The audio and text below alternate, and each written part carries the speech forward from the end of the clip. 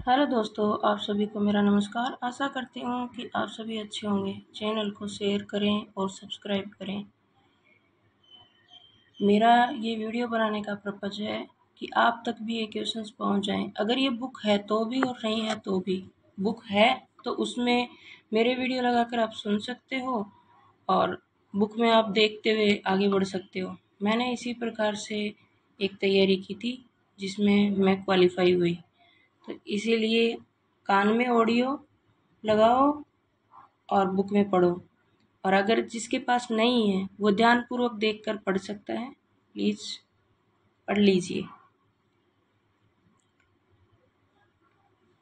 अगर channel subscribe नहीं करने की इच्छा है तो भी आप पढ़ तो लीजिए।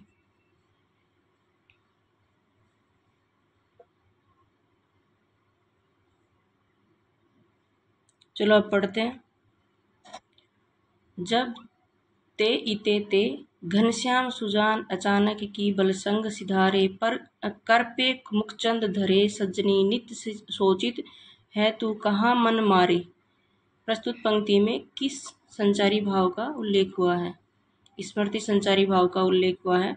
संचारी भाव 33 होते हैं। संचारी भाव कितने होते हैं? 33 होते हैं। देव ने 34वां संचारी भाव छल को माना है। शुक्ल ने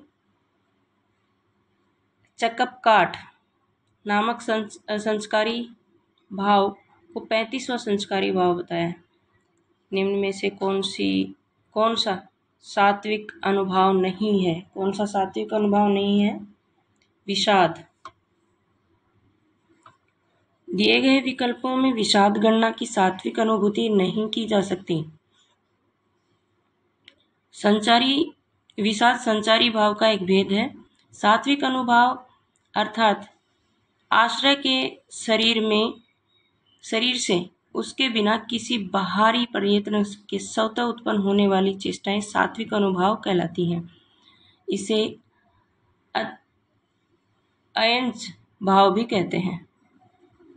आश्रय के शरीर से उसके बिना किसी बाहरी प्रयत्न के स्वतः उत्पन्न होने वाली चेष्टाएं सात्विक अनुभाव कहलाती हैं। इसे अयंत भाव भी कहते हैं। सात्विक अनुभाव 8 प्रकार के होते हैं जो निम्न है: स्तंभ, स्वेद, स्वरभंग, विपेतु, विवरणे, अनुपात, अश्रुपात, रोमांच। परले स्तंभ, स्वेद, स्वरभंग, विपेतु, विवरणे, अश्रुपात, रोमांच और परले। आखिर भुवन चर अचर हरि मुख में लाखी मातु चकित बही गदगद वचन विकसित धृत पुलकातु। निम्न पंक्तियों में निहित रस है अद्भुत रस। अखिल भुवन चर अचर जग हरि मुख में लाखी मातु चकित बही गदगद वचन विकसित दृग पुलकातु। प्रस्तुत पंक्तियों में अद्भुत रस यहाँ माता यशोदा द्वारा श्री कृष्ण के बाल मुख रूप में संपूर्ण सृष्टि चर अचर का दर्शन करने के कारण आश्चर्य उत्पन्न होने का वर्णन है।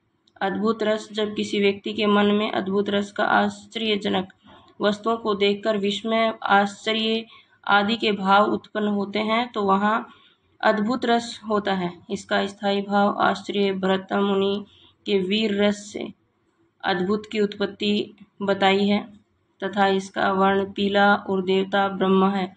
निम्नलिखित विकल्पों में स्थायी भाव तथा उसके आधार पर कल्पित रसों के नाम दिए गए हैं। इसमें से गलत विकल्प को चुनिए। दिए गए विकल्पों में भयानक रस का स्थायी भाव भय होगा, न कि एमर्स, अतः यह एमर्स असंगत युग्म है। निम्नलिखित में से कौन सा रस का अवयव नहीं है? अलंकार। अलंकार रस का अवयव नहीं है, जबकि व्याभिचारी भाव, विभाव और स्थायी भाव रस के अवयव। भरत मुनि ने अपने नाट्यशास्त्र में भावों की संख्या 49 कही गई है, जिसमें 33 व्याभिचारी भाव, संचारी भाव 8, स्थायी भाव शेष 8 सात्विक भाव। नाट्यशास्त्र में 49 भावों की संख्या 49 कही है, जिसमें 33 व्याभिचारी भाव, 8 स्थायी भाव। शेष 8 सात्विक भाव। निम्नलिखित में से किसे संचारी भाव कहते हैं? व्याभिचारी भाव। व्याभिचारी भाव को संचारी भाव भी कहा जाता है। संचारी भावों की संख्या 33 मानी जाती है। संचारी भाव किसी न किसी स्थायी रूप भाव के साथ प्रकट होते हैं, अर्थात व्याभिचारी या संचारी भाव स्थायी भावों के सहायक होते हैं जो अनुकूल परिस्थितियों में घटते बढ़ते रहते हैं। भरत मुनि ने रसों की संख्या कितनी मानी है? भरत मुनि ने रसों की संख्या 8 मानी है। भरत मुनि ने रसों की संख्या 8 मानी है। भरत मुनि ने नाट्यशास्त्र नामक ग्रंथ की रचना की। भरत मुनि को संस्कृत काव्य शास्त्र का प्रथम आचार्य माना। इसका समय द्वितीय शती। शांत रस के प्रतिष्ठापक उद्भट, वात्सल्य रस के विश्वनाथ, भक्ति रस के रूप गोस्वामी तथा प्रियान रस के प्रतिष्ठापक रुद्रट है। रस सिद्धांत का प्रतिपादक किसे माना जाता है? आचार्य भरत मुनि को रस सिद्धांत के प्रवर्तक आचार्य भरत मुनि है। इसको संस्कृत काव्य शास्त्र का प्रथम आचार्य माना जाता है। भरत मुनि ने नाट्य शास्त्र की रचना की। इसमें 36 अध्याय हैं। भरत मुनि के रस सिद्धांत के प्रथम व्याख्याता आचार्य भट्टलोलट है, जिसका सिद्धांत उत्पत्तिवाद है। राम को रूप निहारिती, जानकी कंगन के नग की परिछही, याते सबे सुधी भूली गई, कर टेकी रही पल टारती नाही। पंक्ति में कौन सा रस है? श्रृंगार रस। राम को रूप निहारती जानकी कंगन के नग की परछाई, याते सबे सुधी भूली गई, कर टेकी रही पल टारती नाही।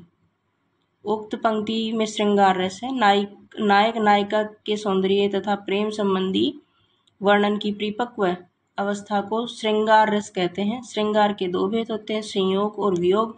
संयोग उस स्थान पर होता है जहां नायक और नायिका की संयोगावस्था हो, और वियोग वहां पे होता है जहां नायक और नायिका के वियोगावस्था का वर्णन हो।